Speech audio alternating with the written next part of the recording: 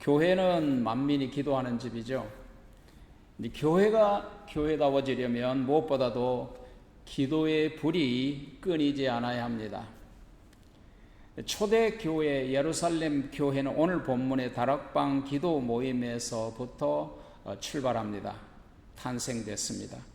그러니까 기도를 통해서 능력 있는 교회로 도약했죠. 120명은 부활을 믿는 사람들이 모인 공동체입니다. 그들은 성령 충만을 기다리는 공동체, 그들은 예수님의 명령에 순종하는 공동체였습니다. 그래서 기도하며 능력 있는 교회로 태동할 수 있었죠.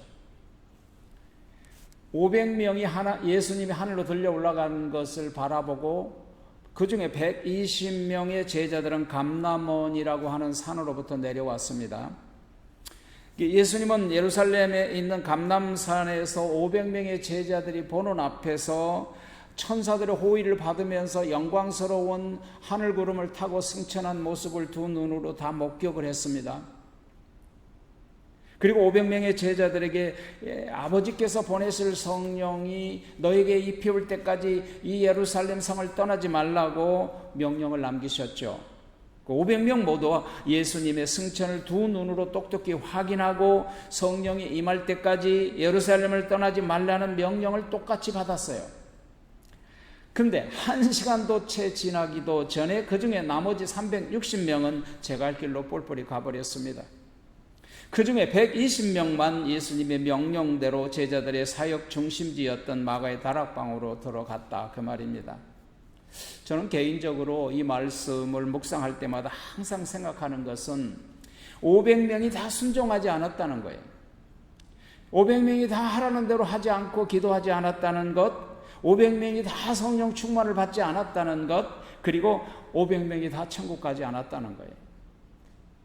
상당히 두려운 장면입니다. 마가의 다락방은 예수님께서 십자가에 못 박히기 전에 그 제자들과 함께 유월절 성만찬을 나눴던 바로 그 다락방. 마가의 다락방은 부활하신 주님께서 제자들에게 나타나 자기를 보이셨던 바로 그 장소. 마가의 다락방은 부활하신 예수님께서 나타나셔서 손과 발을 보여주셨던 바로 그 장소였습니다. 다락방은 예수님의 3년 반의 사역 중심지였어요. 그곳에서는 제자들이 끝없는 주님의 사랑을 체험했고, 그리고 그곳에서 예수님의 말씀의 강론을 늘 들었습니다. 그곳은 3년 반 동안 사역의 중심지였으며 아직도 예수님의 채취가 남아있어요. 여러분이 누가 돌아가시면 그 집에 그 사람의 채취가 남아있듯이 예수님의 채취가 그 다락방에 아직도 남아있는 시기였어요. 왜냐하면 감람산에서 승천하시고 바로 그 자리로 돌아왔기 때문이죠. 부활하신 예수님께서 2번이나 나타나셔서 그들에게 위로해 줬던 그곳입니다. 다락방은 실로 잊을 수 없는 예수님의 은혜의 장소죠. 자, 그곳에 다 같이 모여서 약속하신 성령을 보내달라고 전혀 기도하였습니다. 예수님의 승천 이후에 120명이 모여서 전혀 기도하기 시작했어요. 그리고 하나님은 그 자리에서 기도하며 하나님 앞에 전무하며 기도할 때 하나님의 응답을 불같이 내려주셨다는 사실이에요. 그러니까 마가의 다락방의 기도는 교회가 출발하는 시발점이고, 교회는 기도의 불이 있어야 한다는 것을 분명하게 우리에게 보여주는 대목입니다. 하나님은요, 우리에게 기도하며 하나님의 도움을 받으며 살아가기를 원하세요. 우리 마음대로 살아서는 안 돼요. 그건 실패의 삶이기 때문이죠. 그래서 마가의 다락방은 오늘날 뭘 의미할까요? 교회를 의미하는 것입니다. 오늘 세 가지 중에 첫 번째, 교회는 하나님의 약속을 기다리는 120명의 제자들과 같습니다. 예수님께서 승천하면서 500 제자들에게 너희는 예루살렘을 떠나지 말고 약속하실 성령을 기다리라고 분명히 1장 4절에서 말씀하셨죠. 그 중에 120명은 그 말씀을 믿었다는 거, 붙잡았다는 거예요. 그래서 예루살렘에 모여서 마음을 같이하여 주의 약속을 믿고 전혀 기도했다는 사실입니다. 기도하면 응답 주십니다. 성령을 구하면 성령을 주십니다. 여러분, 누가복음 11장 13절에서 너희가 악할지라도 좋은 것을 자식에게 줄 줄 알거든 하물며 하늘에 계신 천부께서 구하는 자에게 성령을 주시지 않겠느냐? 기도란 하나님을 믿고 하나님께 요청하는 거잖아요. 여러분, 우리는 참 연약한 존재들이에요. 그래서 인간만이 수십 년을 부모 밑에서 도움을 받아야 돼요. 동물들은 태어나면 그 자리에서 뛰고 일어나요. 우리는요, 여러분, 우리는 스스로 할 수 없는 일들이 대다수예요. 우리가 할 수 없는 일들이 너무나도 많아요. 근데 내가 할 수 있다고 하는 사람이 제일 교만한 사람이죠. 그리고 사람은 누구든지 실수의 성향이 있고 죄의 성향이 내적으로 존재해 있거든요. 이 세상 너무 악하고 험하잖아요. 그러나 하나님은 전능하시죠. 기도하면 전능하신 하나님이 우리를 도와주신다는 거예요. 그래서 성도들은 항상 하나님께 기도하면서 도움을 요청하기를 원하시는 거죠. 그래서 기도는 해도 되고 안 해도 되는 것이 아니라 하나님의 명령이에요. 기도하라요. 기도하라. 이제 예수님은 세상을 다 떠나셨죠. 세상 제자들만 남았어요. 그러니까 제자들이 얼마나 두려웠겠어요. 그러니까 오죽 두려웠으면 마가의 다락방에 문을 잠그고 거기서 떨고 있었겠어요. 그러나 예수님의 약속을 믿고 120명은 기도하기 시작했다는 것이죠. 12 제자들도 기도했어요. 많은 여성들과 예수님의 모친 마리아, 예수님의 아우들로 더불어 마음을 같이 해서 전혀 기도에 힘썼다 14절에서 말씀하고 있거든요. 그들은 기도하는데 다 하나가 되었어요. 여러분, 기도할 때는 하나가 돼야 돼요. 그래서 하나님의 역사는 하나가 되는 곳에서 일하세요. 갈라지고 헤어지고 싸우는 곳에서 일하지 않으세요. 한 목소리, 한 마음, 한 소망, 하나의 기도, 이것이 우리로 하여금 하나님의 축복을 담는 그릇이 되게 하는 것입니다. 새생명교회는 그 그릇이 되기를 원합니다. 첫 번째로 약속을 기다리는 120명의 제자와 같다. 이것이 교회다. 두 번째는 교회는 더불어 마음을 같이하여 기도에 힘쓰는 120명의 제자들이다.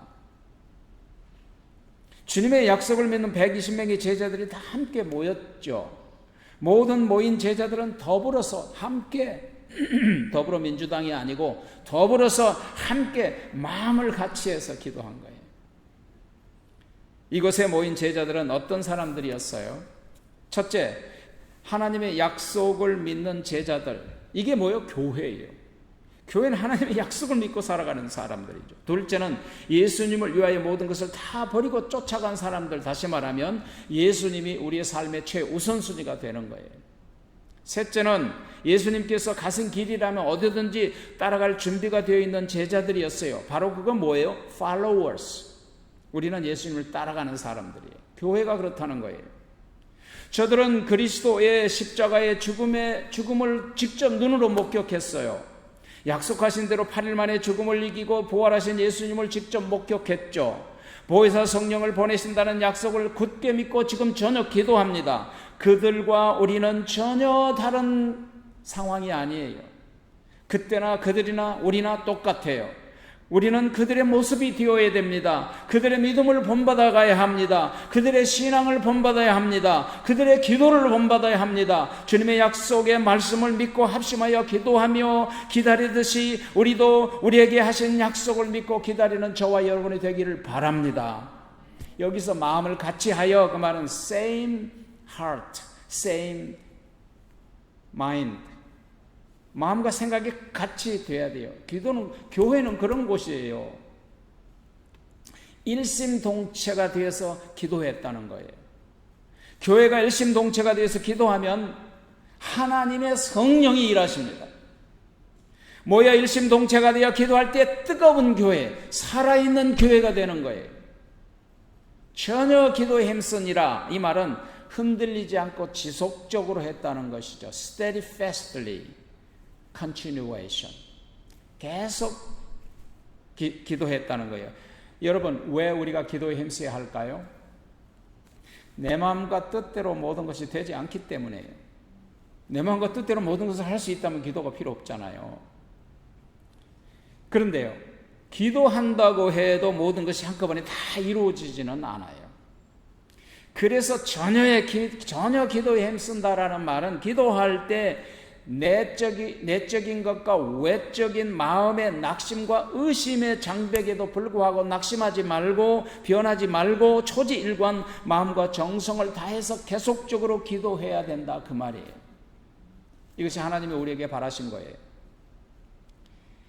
이렇게 낙심하지 않고 응답을 받기까지 계속 기도할 때 마침내 하늘의 응답을 받았잖아요. 하늘이 터져서 성령이 쏟아부어 주셨지 않느냐 말이에요.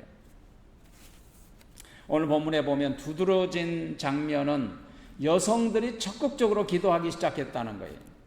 아니, 구약 때는 예수님이 오시기 전에 여성들이 앞에 나서지도 못했는데 예수님이 승천하신 후에 여성들이 교회 주류가 된 거예요. 14절에 보면 여성들 중에 분명히 막달라 마리아, 글로바의 아내 마리아, 나사로의 여동생 마리아와 마르다, 그리고 살로메 등, 그 다음에 사도들의 부인까지도 다 참석을 해서 여성들이 함께 기도에 동참한 거예요.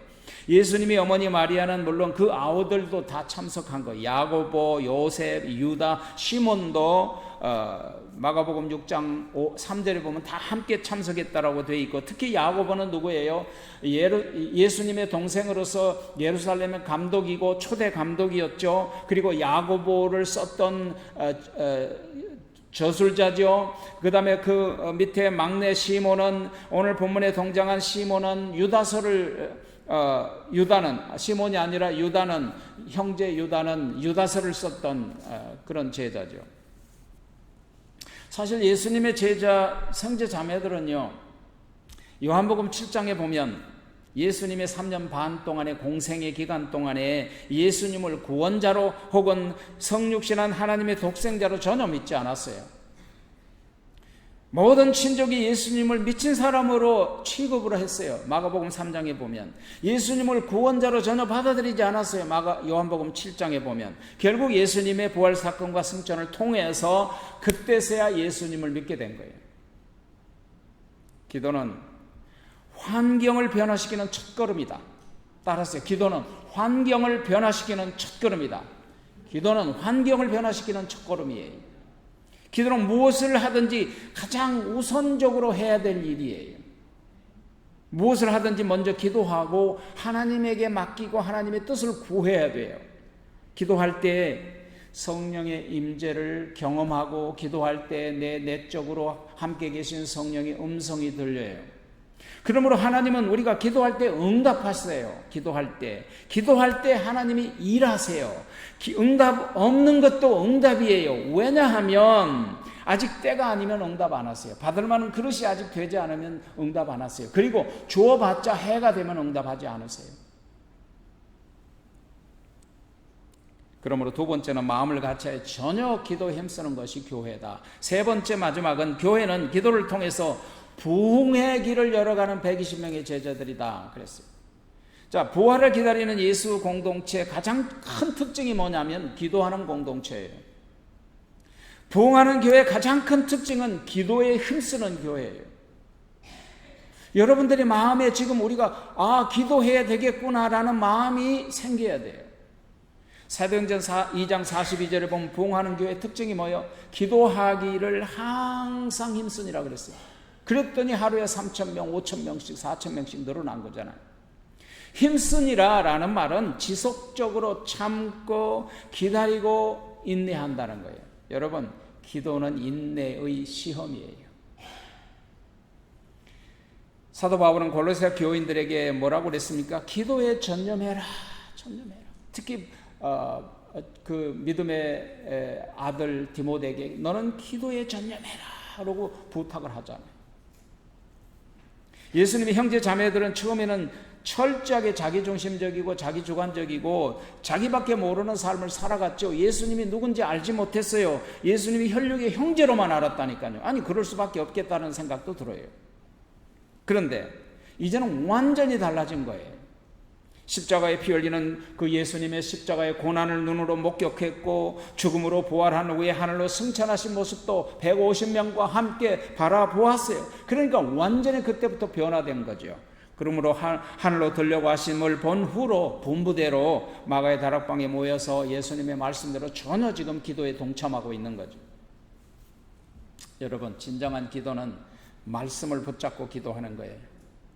성령이 너에게 임할 때까지 떠나지 말고 기도하라, 이 말씀을 붙잡았다는 거예요.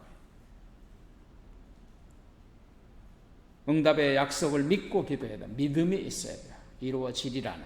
그리고 기도는 내가 할 수 있는 일을 간구하는 게 아니에요. 기도는 내가 할 수 없기 때문에 전능하신 하나님께 간구하는 거예요. 기도는 내 자아를 꺾는 시간이에요. 자아가 꺾이지 않으면 반드시 누군가와 부닥치게 돼 있어요. 예수님도 겟세마네 동산에서 먼저 이 잔을 내게서 진흥하게 해주소서라고 자기 자아대로, 자기 원한대로 기도했어요. 그러나 기도하면서 자아를 꺾으셨어요. 어떻게 기도했습니까? 내 뜻대로 마옵시고 아버지 뜻대로 되어지기를 원하나이다. 자아가 꺾어진 거예요. 기도할 때. 아버지의 뜻은 십자가를 지는 거예요. 아버지의 뜻은 아들이 피 흘리는 고난을 당하는 거예요. 아버지의 뜻은 인류를 대신하여 아들이 죽는 거예요. 여러분, 이 세상에 누가 내 아들 내주고 너 저 사람 대신 죽어라 하는 그 아들이 부모가 어디 있어요? 아버지 하나님을 하셨어요. 왜? 하나님이 이처럼 세상을 사랑하셨습니다. 이 길을 통해서, 이 길을 통하지 않으면 인류를 구원할 길이 없었어요. 이 길이 아니면 구원이 없기 때문에, 그래서 죽기까지 순종한 거 예수님. 자아를 버리고 순종하였더니 죽음에서 부활하게 하신 거예요. 여러분, 자아가 꺾어져야 순종이 됩니다. 자아가 꺾어지지 않으면 절대 순종 못합니다. 부활하여 높고 높은 하늘 보좌로 승천하시고, 그리고 다시 본래의 자리로 승귀하신 거예요. 순종하셨더니. 빌립보서 2장 6절 11절에 보면 그는 하나님과 근본 본체시나 또 하나님과 동등됨을 취할 것으로 여기지 아니하시고 오히려 자기를 비어 종의 형체를 가지고 그리고 자기를 낮추시고 죽기까지 복종하였으니 그 십자가의 죽으심이니라. 그러므로 하나님은 그를 지극히 높여 모든 이름에 뛰어난 이름을 주시고 하늘에 있는 자들과 땅에 있는 자들과 땅 아래 있는 자들로 모두 다 그 앞에 무릎을 꿇고 예수를 주라 신하게 하시고 모든 입으로 예수님을 주라 신하게 하사 하나님께 영광을 돌리게 하셨느니라. 여러분, 예수님처럼 기도를 통해서 마음을 비워야 돼요. 자아를 꺾는 것이 마음을 비운 거예요. 예수님처럼 기도해서 내 뜻을 꺾을 줄 알아야 돼요. 예수님처럼 기도를 통해서 내 뜻을 포기할 줄 알아야 돼요. 그리할 때 때가 되면 응답하세요. 그리하면 때가 되면 반드시 높여주십니다. 캐나다의 작가 로빈 샤마라는 분이 내가 죽을 때 누가 울어줄까라는 책이 있어요. 거기 책의 전반부에 보면 아들에게 쓴 편지가 있어요. 네가 태어날 때 울음을 터뜨렸지만 너의 주변에 있는 많은 사람들은 그때 너무 기뻐했단다.